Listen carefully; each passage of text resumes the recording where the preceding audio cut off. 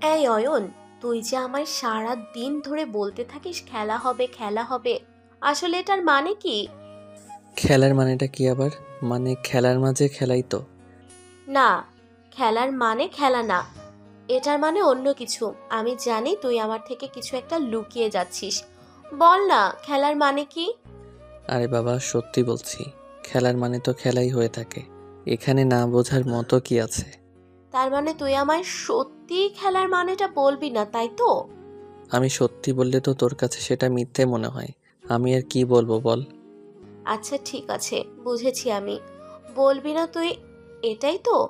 ওকে, বলিস না। আমিও তবে আজ থেকে তোর সাথে কোনো কথা বলবো না। শোনো পাগলির কথা শোনো। আচ্ছা তুই আমায় বল, এই খেলার মানে যে অন্য কিছু হতে পারে, সেটা না তুই বুঝতে পারলি কেমন করে? আমি বুঝতে পারি না এমন কিছু কি হতে পারে নাকি? আমি সব কিছু বুঝতে পারি। আমাকে নিধি বলেছে এটার মানে অন্য কিছু। আচ্ছা তাই? তাহলে নিধিকে গিয়ে বল না আসল মানেটা তোকে বুঝিয়ে বলতে। অযথা আমার মাথা খাচ্ছিস কেন? আমি তোর মাথা খাই, তাই না? এই কথাটা আজ বলতে পারলি তুই? হ্যাঁ পারলাম। আসছি, আমি ক্লাসে লেট হয়ে যাচ্ছে।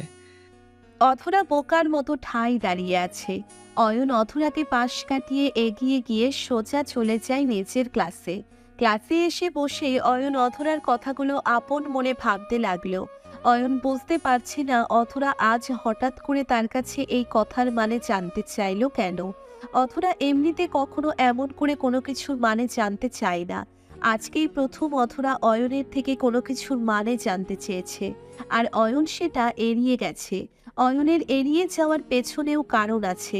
অয়ন যদি অথরাকে এসব কথা বলে তবে অথরা রেগে যাবে, আর এই কথার মানে তো বলা যায় না, বললে অনেক সমস্যা।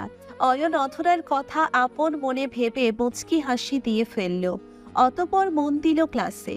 ওইদিকে অয়নের ইগনোর কথাটা সহ্য করতে না পেরে অথরা আর ক্লাসে না এসে ক্যাম্পাসে বসে থাকলো।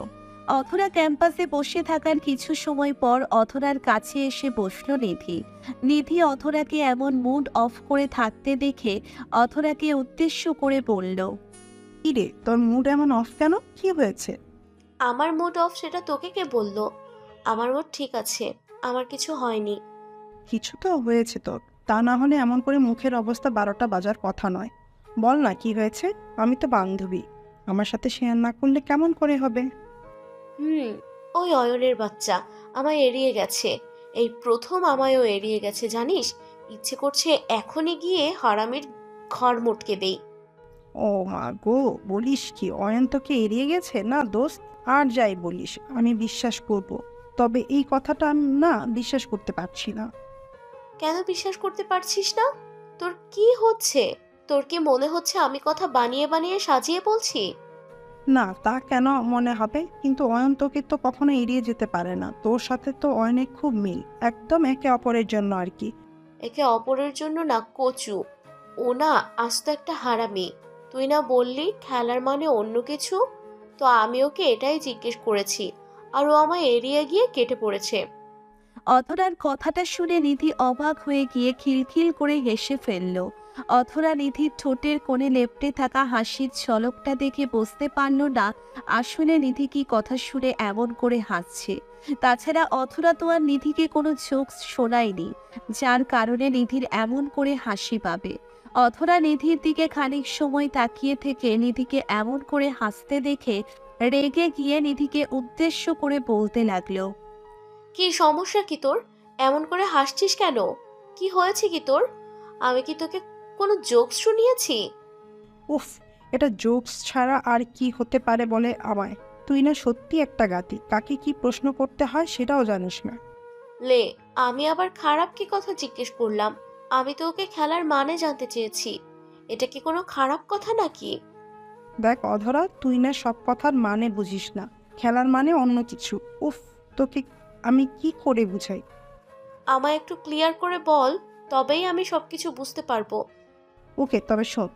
নিধি অধরাকে সব কথা খুলে বলতে লাগলো। এই খেলার মানে যে অন্য কিছু সেটা অধরাকে ভালো করে বুঝিয়ে বলল নিধি। নিধি সব কথা বলার পর অধরা নিজের জিভের উপর আলতো করে নিজের দাঁত চেপে নিধিকে উদ্দেশ্য করে বলল, ছি, আমি এসব কথা অয়নকে জিজ্ঞেস করেছি? ছি ছি, আমার তো ভাবতেও লজ্জা লাগছে। এখন কেন লজ্জা করছে? যা না, গিয়ে আরো অনেক কথা জিজ্ঞেস কর। আমি আর কি বলবো তোকে? ধুর, আমি কি জানতাম নাকি এই কথার মানে এটা? যাকে, এসব নিয়ে এত ভাবার কিছু নেই। অয়ন আমাকে এড়িয়ে গেছে, এটাই আসল কথা। হুম, এখন অয়নকে কি পানিশমেন্ট দিবি? ওকে আমি এমন সাজা দেব যেটা দেখে ওর মাথা ঘুরে যাবে আজ। অধরা কথাটা বলতেই বাঁকা একটা হাসি দিল। অধরা বাঁকা হাসি দিয়ে নিধির সাথে গল্প করতে লাগলো। অয়ন আর অধরার মাঝে বন্ধুত্বের সম্পর্ক আছে ঠিকই, তবে যে কেউ অয়ন আর অধরাকে দেখে বলবে তারা বয়ফ্রেন্ড আর গার্লফ্রেন্ড, কারণ তারা একে অপরকে ছাড়া অন্য কিছু বুঝতে পারে না। এক মিনিটও কেউ কাউকে ছাড়া থাকতে পারে না। এমন একটা সম্পর্কে তারা আবদ্ধ হয়ে আছে যেটা দূর থেকে দেখেও ভালো লাগে। অয়ন ক্লাস শেষ করে নিয়ে হাতে একটা খাতা নিয়ে ক্লাসরুম থেকে বেরিয়ে এলো। অয়ন ক্লাস থেকে বেরিয়ে আসতেই দেখতে পেল অথরা আর নিধি বসে আছে ক্যাম্পাসে। অয়ন অথরার পাশে এসে দুম করে বসে পড়ে অথরার গালের উপর আলতো করে নিচের হাতছোড়া ছুঁইয়ে দিয়ে অথরার গাল ধরে টেনে নিল। অয়ন অথরার গাল ধরে টেনে দিয়ে অথরাকে উদ্দেশ্য করে বলল, ক্যারে পাগলি, এমন করে বসে আছিস কেন? আজকে ক্লাসেও আসলি না যে? আমি ক্লাসে গেলেই বা তোর কি, আর না গেলেই বা তোর কি? তুই তোর মতো করে থাক। উফ, তাই নাকি? আচ্ছা জনাবা, আপনার মনটা এমন করে খারাপ হয়ে আছে কেন? কি হয়েছে, আমায় কি বলা যাবে? আমার কাছে হয়নি। তুই আমার সাথে কোনো কথা বলবি না অয়ন। আমি তোর সাথে কথা বলতে চাই না। দেখো, সবসময় মজা ফাইজলামি ভালো লাগে না।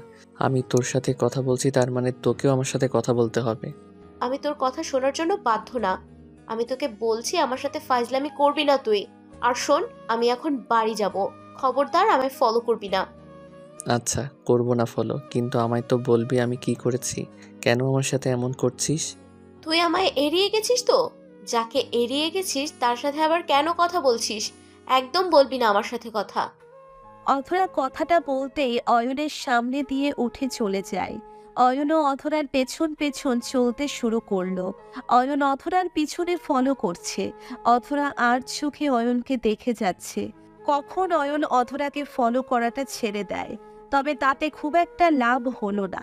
অধরা অয়নকে ফলো করতে করতে অধরার সাথেই চলে আসে। অধরা দুম করে পথের মাঝে দাঁড়িয়ে পড়ে পিছন ফিরে অয়নের দিকে তাকায়। অথরা অয়নের দিকে তাকিয়ে অয়নকে উদ্দেশ্য করে বলে উঠল, কি সমস্যা তোর? আমায় এমন করে ফলো করছিস কেন? কি চাই তোর? আমার কি চাই? কিছুই চাই না আমার। তাহলে আমায় ফলো কেন করছিস? আমায় এমন করে অনুসরণ করছিস কেন? আমি তোকে অনুসরণ করছি না, আমি আমার পথ অনুসরণ করছি। আর তুই আমায় নিয়ে সব বাজে কথা বলবি না। তাই নাকি? আমি তোকে নিয়ে বাজে কথা বলছি? আমায় শেখাতে এসেছিস তাই না? আমায় এত কিছু তোর শেখাতে হবে না। আমি তোকে এই শেষবারের মতো বলছি, আমায় একদম ফলো করবি না তুই। আচ্ছা ঠিক আছে, আমি আর তোকে ফলো করব না। তুই আমায় এইবারের মতো মাফ করে দে। কিসের মাফ? আমি তোকে কেন মাফ করতে যাব? ও মা, আমি তোকে কষ্ট দিয়েছি, তাই তুই আমায় মাফ করে দিবি? না, তুই আমায় কষ্ট দিসনি, তাই আমি তোকে মাফ করতে পারছি না। এ ওদরা, শোন না, আমি তোকে তখন এড়িয়ে যাইনি। আসলে হয়েছে কি, ওই কথার মানেটা ভালো না, তাই আমি তোকে ওই কথাটা বলতে চাইনি। প্লিজ, তুই রেগে যাস না আমার উপর, প্লিজ। তো আমায় বললেই তো হতো ওই কথার মানেটা খারাপ। আমি কি তাহলে তোকে ফোর্স করতাম? না, তা করতিস না। এমনিতে তুই অনেক ফাজিল, তবে মনের দিক দিয়ে একটু ভালো আছিস। ইস, আসছে পাম দিতে। এখন বল আমায় ওই কথার খারাপ মানেটা কি? আমি তোর থেকে এখন ওই কথার খারাপ মানেটা জানতে চাই। অধরার কথাটা শুনে অয়ন পুরো থমকে যায়। অয়ন এতক্ষণ ধরে অধরাকে এটাই বুঝিয়ে আসছে যে এই কথার মানেটা খারাপ, তবে তাতে হলো কি?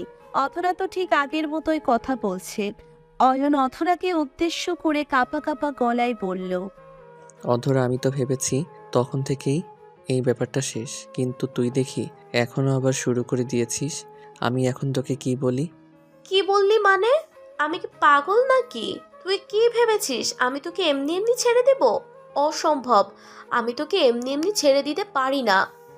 দেখ অধরা, আমি এসব কথা তোকে বলতে পারবো না। তাছাড়া তুই আমার ফ্রেন্ড, গার্লফ্রেন্ড হলে অন্য ব্যাপার ছিল। আচ্ছা ঠিক আছে, আজ থেকে আমি তোর ফ্রেন্ড না, আমি তোর বউ। এবার বল এই কথার মানে কি? এই পাগল হয়ে গেছিস নাকি? তুই আমার ফ্রেন্ড হয়ে বলছিস তুই আমার গার্লফ্রেন্ড? মানে এসব কথার মানে কি অথরা? আমি এসব কথার মানে বুঝতে পারছি না। তোকে এত মানে কেন বুঝতে হবে? আমি যেটা বলেছি সেটাই মেনে নে।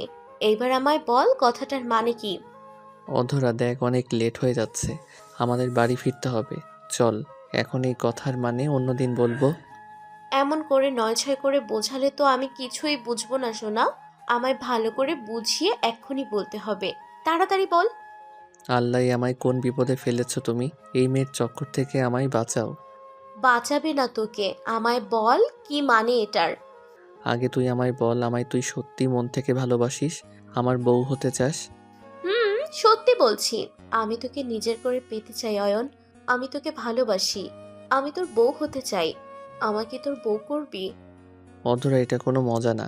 আমি তোর সাথে সিরিয়াস হয়ে কথা বলছি, আর তুই কিনা আমার সাথে মজা করছিস।